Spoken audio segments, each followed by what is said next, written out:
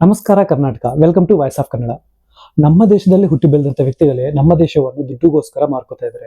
ವಿಷಯ ಏನಂದ್ರೆ, ಪೆಹಲ್ಗಾಮ್ ಇನ್ಸಿಡೆಂಟ್ ಆದ್ಮೇಲೆ ನರೇಂದ್ರ ಮೋದಿ ಅವರು ಒಂದು ಡಿಸಿಷನ್ ತಗೊಂಡಿದ್ರು. ನಮ್ಮ ದೇಶದಲ್ಲಿದ್ದಂಥ ಪಾಕಿಸ್ತಾನಿಯರು ನಮ್ಮ ದೇಶ ಬಿಟ್ಟು ಹೋಗಬೇಕು ಅಂತ.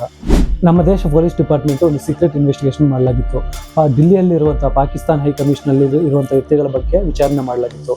ಈ ವಿಚಾರಣೆಯಲ್ಲಿ ಗೊತ್ತಾಗಿರೋ ವಿಷಯ ಏನಂದ್ರೆ, ಆ ಹೈ ಕಮಿಷನಲ್ಲಿ ಇದ್ದಂಥ ಒಬ್ಬ ಆಫೀಸರ್, ಅವ್ರ ಹೆಸರು ಧನೀಶ್ ಅಂತ, ಅವ್ರಿಗೆ ಇನ್ನೊಂದು ಹೆಸರಿದೆ, ಅಶನ್ ಉರ್ ರಹೀಮ್ ಅಂತ ಅವ್ರ ಹೆಸರು.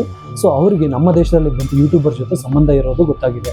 हमें सेंट्रल एजेंसी से इनपुट मिला था, उस पर हमने काम किया. तो ज्योति मल्होत्रा जो कि रेजिडेंट है हिसार की, उसको हमने अरेस्ट किया. तो she was in touch with PIOs and she had also visited Pakistan multiple times.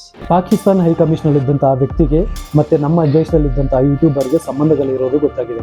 Police ಅವರು ಆ ಯೂಟ್ಯೂಬರ್ನ ವಿಚಾರಣೆ ಮಾಡಲಾಗ ಕೆಲವೊಂದು ಭಯಾನಕ ವಿಷಯಗಳು ಗೊತ್ತಾಗಿದೆ. ಆ ಯೂಟ್ಯೂಬರ್ ಹೆಸರು ಜ್ಯೋತಿ ಮಲ್ಹೋತ್ರಾ ಅಂತ. ಇವರು ಪಾಕಿಸ್ತಾನಿಗೆ 2023 2 ಸಲ ವಿಸಿಟ್ ಮಾಡಿದ್ದಾರೆ.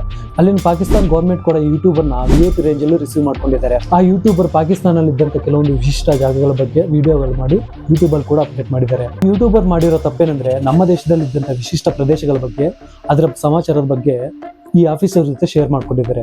ಈ ಯೂಟ್ಯೂಬರ್ಗೆ ಮತ್ತೆ ಆ ಪಾಕಿಸ್ತಾನ ಆಫೀಸರ್ಗೆ ಇದ್ದಂಥ ಸಂಬಂಧ ಹೇಗಿತ್ತಂದ್ರೆ, ಪಾಕಿಸ್ತಾನದಲ್ಲಿ ನಡೆದಂಥ VIP ಪಾರ್ಟಿನಲ್ಲಿ ಕೂಡ ಈ ಯೂಟ್ಯೂಬರ್ ಭಾಗಿಯಾಗಿದ್ದಾರೆ. ಸೊ ಅವರೊಂದು ಇನ್ಸ್ಟಾಗ್ರಾಮಲ್ಲಿ ಕೂಡ ಆ ಫೋಟೋಗಳು ಅಪ್ಡೇಟ್ ಮಾಡಲಾಗಿದೆ. ಪ್ರೆಸೆಂಟ್ ಆ ಇನ್ಸ್ಟಾಗ್ರಾಮ್ ಈಗ ಬ್ಲಾಕ್ ಆಗಿದೆ. ಆ ಪಾಕಿಸ್ತಾನ ಆರ್ಮಿಯಲ್ಲಿರುವಂಥ ಕೆಲವೊಂದು ಇಂಪಾರ್ಟೆಂಟ್ ವ್ಯಕ್ತಿಗಳನ್ನ ಮೀಟ್ ಮಾಡಲಾಗಿತ್ತು. ಚೈನಾಗೆ ಸಂಬಂಧಪಟ್ಟ ಕೆಲವೊಂದು ವ್ಯಕ್ತಿಗಳನ್ನು ಕೂಡ ಮೀಟ್ ಮಾಡಲಾಗಿದೆ ಅಂತ ಇನ್ವೆಸ್ಟಿಗೇಷನ್ ಅಲ್ಲಿ ಗೊತ್ತಾಗ್ತಿದೆ. ಈ ಪಾಕಿಸ್ತಾನ ಆಫೀಸರ್ ಧನೀಶ್ ಅಂತ ಯಾರಿದ್ದಾರೋ ಅವರು ಈ ಯೂಟ್ಯೂಬರ್ ಜ್ಯೋತಿ ಅವ್ರನ್ನೆಲ್ಲ ಇನ್ನೊಬ್ಬರನ್ನು ಕೂಡ ಹನಿ ಟ್ರಾಪ್ ಮಾಡಲಾಗಿದೆ. ಅವ್ರ ಹೆಸರು ಉಜಾಲ ಅಂತ. ಸೊ ಅವ್ರನ್ನ ಕೂಡ ಹನಿ ಟ್ರಾಪ್ ಮಾಡಿ ನಮ್ಮ ದೇಶ ಸಮಾಚಾರವನ್ನು, ಕೆಲವೊಂದು ಇಂಪಾರ್ಟೆಂಟ್ ಪ್ಲೇಸಸ್ ಇರುತ್ತೆ, ಆ ಪ್ಲೇಸಸ್ ಬಗ್ಗೆ ಮಾಹಿತಿ ಕೂಡ ಕಲೆಕ್ಟ್ ಮಾಡ್ಕೊಂಡಿದ್ದಾರಂತೆ. ಯೂಟ್ಯೂಬರ್ ಜ್ಯೋತಿ ಮಲ್ಹೋತ್ರಾ ನಮ್ಮ ದೇಶದಲ್ಲಿರುವಂತಹ ವಿಶೇಷ ಪ್ರಾಂತಗಳ ಬಗ್ಗೆ, ಅದರ ಮಾಹಿತಿ ಬಗ್ಗೆ ಈ ಪಾಕಿಸ್ತಾನ ಆಫೀಸರ್ ಯಾರಿದ್ದಾರೋ ಧನೀಶ್ ಅಂತ, ಅವರಿಗೆ ವಾಟ್ಸಪ್ ಮೂಲಕ ಮತ್ತೆ ಟೆಲಿಗ್ರಾಮ್ ಮೂಲಕ ಶೇರ್ ಮಾಡ್ತಿರೋ ಅನ್ನೋ ಸಮಾಚಾರ ಈ ವಿಚಾರಣೆಯಲ್ಲಿ ಗೊತ್ತಾಗ್ತಿದೆ. ಇವರು ನಮ್ಮ ದೇಶದ ಸಮಾಚಾರವನ್ನು ಶೇರ್ ಮಾಡೋದನ್ನೋ ವಿಷಯ ಒಂದು ಚಿಕ್ಕದಾಗಿರ್ಬೋದು, ಆದ್ರೆ ಇದರ ಪರಿಣಾಮ ತುಂಬಾ ದೊಡ್ಡದಾಗಿರುತ್ತೆ. ಲೈಕ್ ಉದಾಹರಣೆ ಪಹಲ್ಗಾಮ್ ಇನ್ಸಿಡೆಂಟ್ ಆಗಿರ್ಬೋದು. ಈ ಇನ್ವೆಸ್ಟಿಗೇಷನ್ ಅಲ್ಲಿ ಗೊತ್ತಾಗಿರೋ ಇನ್ನೊಂದು ವಿಷಯ ಏನಂದ್ರೆ, ಇವರಿಗೆ ಬರೀ ಪಾಕಿಸ್ತಾನ ಅಲ್ಲ, ಚೈನಾ ಜೊತೆ ಕೂಡ ಸಂಬಂಧವಿದೆ ಅನ್ನೋ ವಿಷಯ ಗೊತ್ತಾಗ್ತಿದೆ. ನಮ್ಮ ದೇಶದಲ್ಲಿ ಇಂಥ ದ್ರೋಹಿಗಳು ಇನ್ನೂ ತುಂಬಾ ಜನ ಇದ್ದಾರೆ.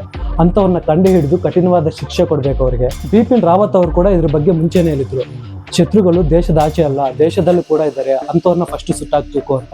ನಮ್ಮ ರಕ್ಷಣೆಗೋಸ್ಕರ ದೇಶ ಬಾರ್ಡರ್ ಅಲ್ಲಿ ಕೈಯಲ್ಲಿ ಪ್ರಾಣವನ್ನು ಇಟ್ಕೊಂಡು ಯುದ್ಧ ಮಾಡ್ತಿದ್ರೆ, ಇಂಥ ಯೂಟ್ಯೂಬರ್ಸ್, ಇನ್ಫ್ಲೂಯೆನ್ಸರ್ಸ್ ಅವರ ಸ್ವಾರ್ಥಕ್ಕೋಸ್ಕರ, ದುಡ್ಡುಗೋಸ್ಕರ ನಮ್ಮ ದೇಶವನ್ನೇ ಮಾರುತ್ತಿದ್ದಾರೆ ಅಂದ್ರೆ ಇಂಥವ್ರನ್ನ ಏನಂತ ಕರೆಯಬೇಕು?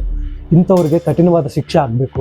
ಏನೇ ಆದ್ರೂ ಈ ದೇಶದಲ್ಲಿ ಹುಟ್ಟು ಬೆಳೆದು ದುಡ್ಡುಗೋಸ್ಕರ ದ್ರೋಹ ಮಾಡೋದಾದ್ರೆ ಅನ್ನ ತಿಂದ ಮನೆಗೆ ಕನ್ನ ಹಾಕೋದಂತಾನೆ ಹೇಳ್ಬೋದು.